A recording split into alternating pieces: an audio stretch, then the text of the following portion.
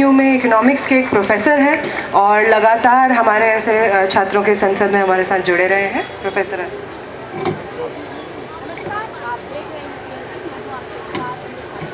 धन्यवाद साथी।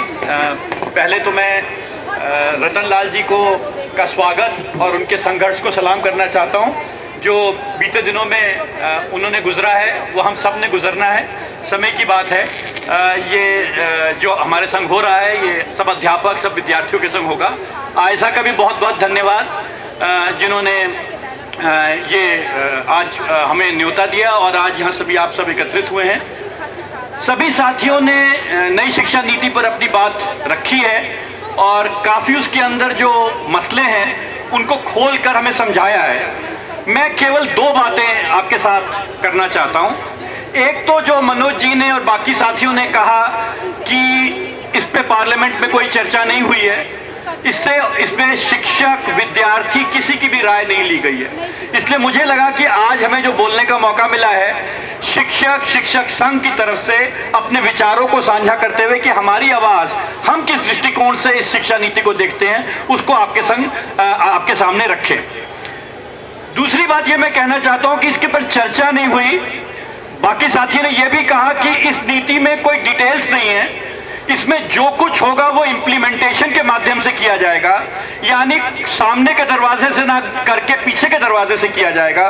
पॉलिसी में कोई डिटेल ऐसी नहीं है जो मुझे लगता है हम ये कहें ये लिखा है ये फेल हो गया, क्योंकि वो इस तरीके से रचा गया है कि उसमें जो कुछ भी उसके पीछे है उसकी प्राप्ति कराना, उसके पीछे जो ताकतें हैं वो उसको कराएंगी। और बड़ा मुश्किल होगा इसको कहना कि ये लिखा था और ये नहीं हुआ या ये हुआ, क्योंकि उसमें कुछ लिखा ही नहीं गया है।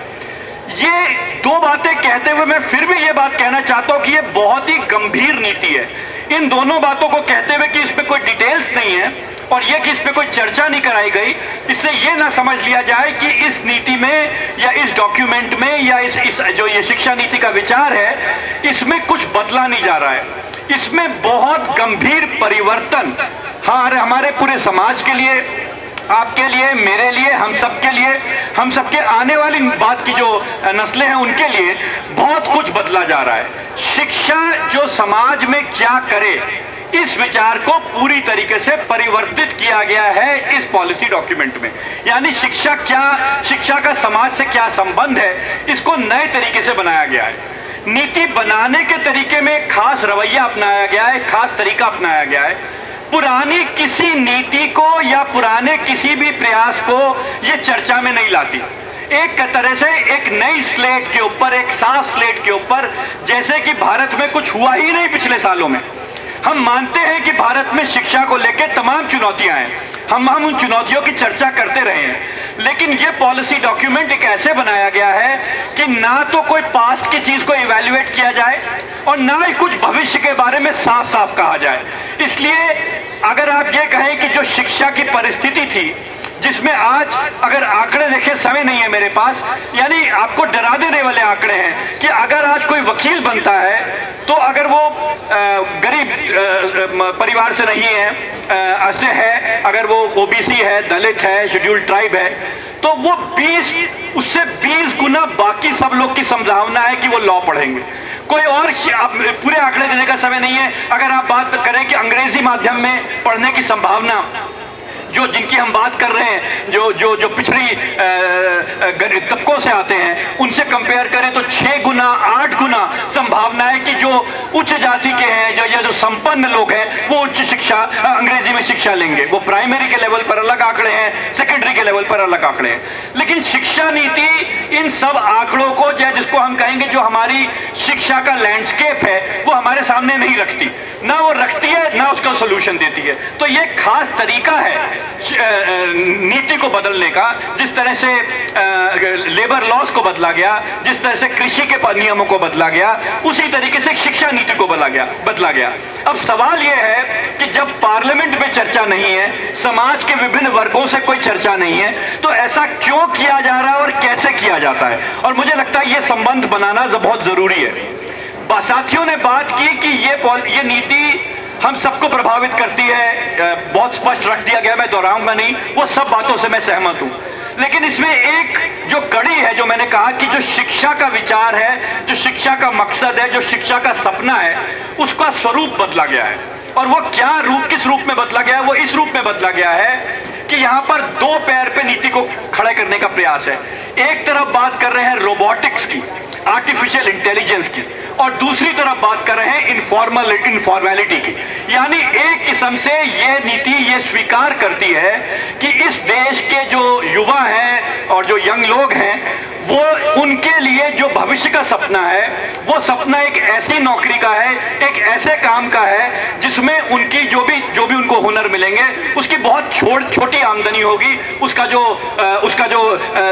रोजगार उससे निकल के आएगा, वो बहुत एक सीमित रोजगार होगा। और शिक्षा नीति इस रोजगार जिसके खिलाफ या साथी सामने आवाज करते हैं, हम और आप रोज आवाज कर रहे हैं कि ये रोजगार जिसके कारण मुंडका में जो हादसा हुआ, जिसमें इतने सारे लोग मर गए, इतने सारे मजदूर साथी मर गए, वो जो सारी परिस्थिति है कामकाज की, उस कामकाज की परिस्थिति को औपचारिकता दे रही है ये शिक्षा नीति। तो जब साथी बात कर रहे हैं कि शिक्षा नीति से संबंध बनाने की बात की जाए, तो ये संबंध मजदूर, किसान, विद्यार्थी, शिक्षक सभी को एकजुट होकर इसके संबंध बनाना पड़ेगा।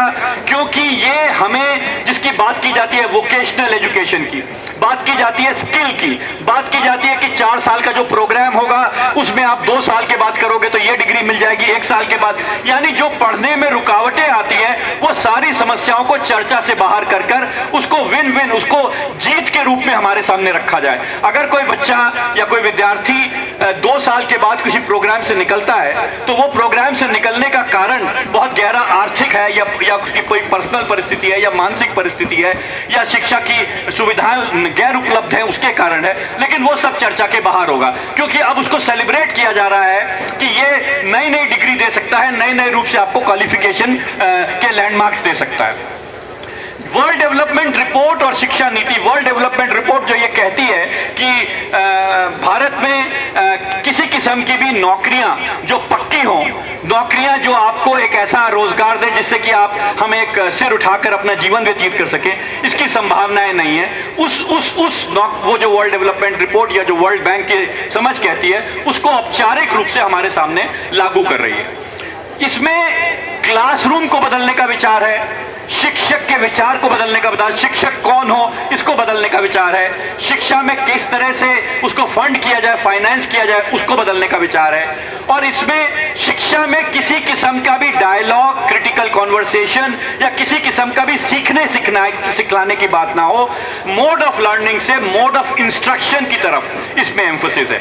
तो मैं सिर्फ एक बात कहना चाहता हूं कि ये शिक्षा नीति पूरी तरह से शिक्षा को, समाज से संबंध को, किसी समाज का संबंध को नए रूप से ढालने का प्रयास है, जिसमें जो पूंजी का विकास है, जिसमें मजदूर का केवल शोषण इस रूप में हो कि वो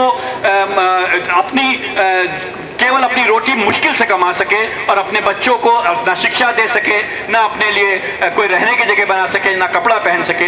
ये जो पूरा एक मजदूर का शोषण का प्लान है, और या उसकी जो आवश्यकता है पूंजी की, उसकी पूर्ति करने के लिए बाकी चीज की पैकेजिंग कर रहा है। ये जो जुगलबंदी है, एक तरफ प्राइवेटाइजेशन की, दूसरी तरफ जो दीपांकर जी ने कहा हिंदुत्व का, हिंदुआइजेशन की, और जो पूरा आवाज को दबाने की, ये सारी चीज मिलकर शिक्षा को बदलने में बिना चर्चा के, बिना कोई आर्ग्यूमेंट के कि हम क्यों बदल रहे हैं, हमारे सामने और हमारे जीवन को बदलने का खतरा रखती है। इसलिए हम सबको मिलके इसके साथ संघर्ष करना है। और आयशा के साथियों को बहुत बहुत धन्यवाद कि उन्होंने ये पहल की। आप सबका धन्यवाद।